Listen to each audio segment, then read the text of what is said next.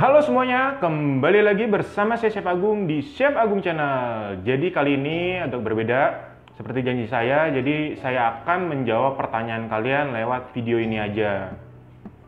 Jadi karena banyak banget yang nanya yang sama-sama, saya juga nggak mungkin jawab terus-menerus yang sama. Jadi saya buatkan Q&A aja di video ini. Jadi untuk next-nextnya atau selanjutnya, kalian tinggal tulis saja, nanti akan saya baca dan saya akan langsung jawab pertanyaan kalian. Jadi langsung aja, yang pertama, Chef, bagaimana sih cara menyimpan mascarpone cheese yang sudah dibuka?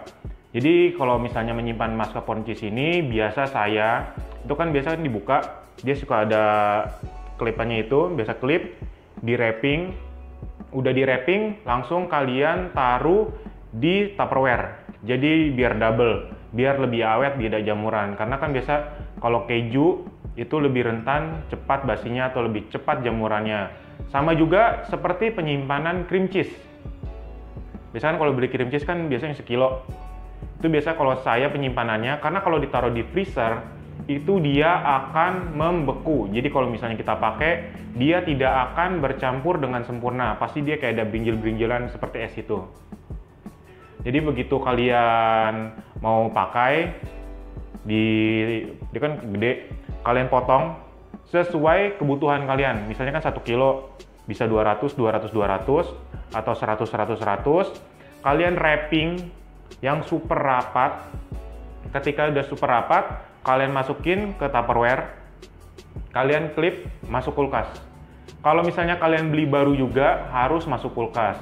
Kemarin juga sebelum dibuka, dia simpan di suhu ruang. Pas dipotong ternyata udah jamuran. Jadi kalau untuk penyimpanan keju sebaiknya di kulkas seperti itu. Jadi kalau misalnya kalian mau beli keju juga yang craft juga, karena kalau untuk parutan simpan kulkas aja biar dia agak keras. Karena kalau misalnya tidak disimpan di kulkas, dia agak lembek untuk keju craft yang cheddar. Lanjut ke pertanyaan yang kedua, bagaimana cara agar kue matang merata? Karena kueku matang tidak rata atau gosong sebagian. Jadi kalau misalnya untuk yang ini, bakers pemula atau pecinta kue yang pemula, biasa kalau misalnya kalian panggang itu, biasa kan dalam satu oven, ada yang matang di sebagian sebelah kanan. Kalian tinggal putar aja setengah jalan. Misalnya matangnya 20 menit, 10 menit, buka, putar. Nanti dia akan matangnya rata. Jadi misalnya di sini kalian tinggal puter aja, tinggal puter.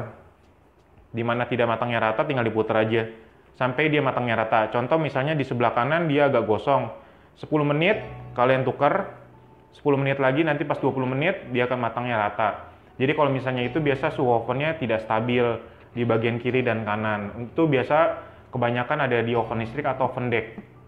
Karena dia kan apinya gede yang oven deck, jadi dia tidak bisa stabil.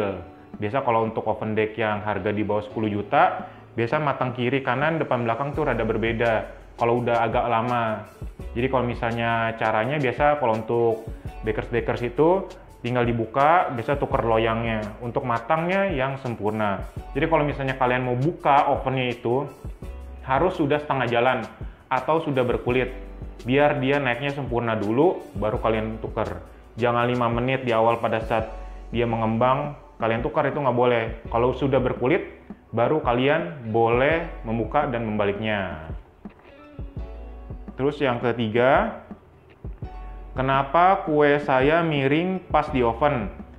Jadi kalau misalnya kue oven yang udah di oven miring, itu biasa penyebabnya adalah ovennya atau tatakan ovennya yang miring.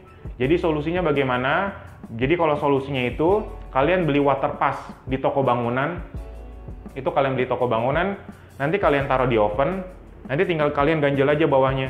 Mana yang lebih miring, kalian ganjel sampai water passnya, airnya itu yang gelembungnya itu di tengah. Seperti itu. Jadi kalau misalnya solusi kue miring seperti itu.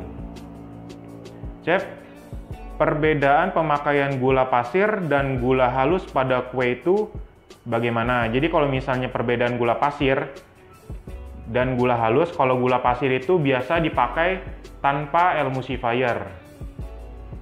tanpa obat atau tanpa pengembang tambahan. Jadi kalau misalnya kalian pakai emulsifier, itu harus pakai gula halus. Kenapa? Kalau misalnya kalian pakai gula pasir di emulsifier, pori-porinya akan besar-besar dan dia tidak akan tercampur 100% sempurna. Karena kan waktunya pakai emulsifier lebih cepat.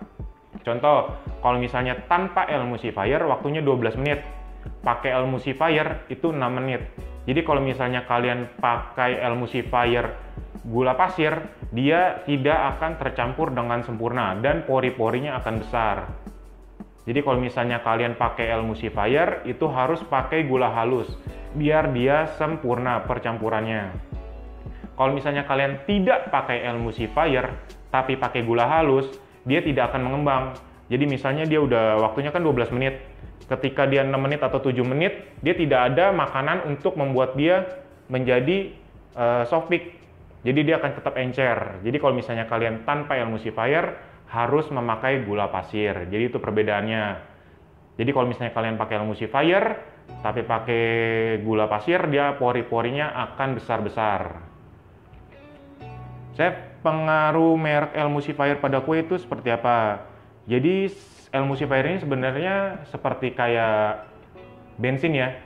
Semakin premium harganya atau kualitasnya semakin bagus, dia akan membuat kue cepat naik dan lembutnya dia pasti akan lebih lembut. Jadi contoh merek yang biasa di pasaran, biasa saya pakai merek Quick, yang biasa pakai itu juga mengembangnya juga cepat, lembutnya juga bagus.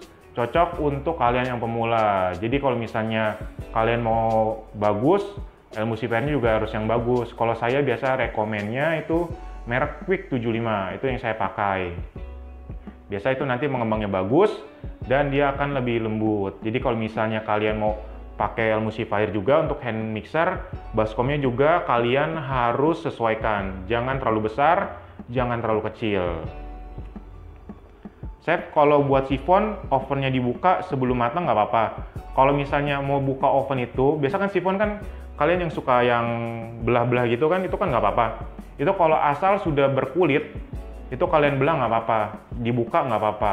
Jangan sebelum dia mengembang sempurna kalian buka, itu nggak boleh, nanti dia akan kempes. Lanjut ke pertanyaan terakhir. Chef, bagaimana sih cara memanggang loyang bolu dengan loyang yang kekinian, yang kayak marmer ya, yang tinggi-tinggi, yang tebal? Karena saya buat kulitnya selalu tebal, keras, padahal dalamnya sudah empuk.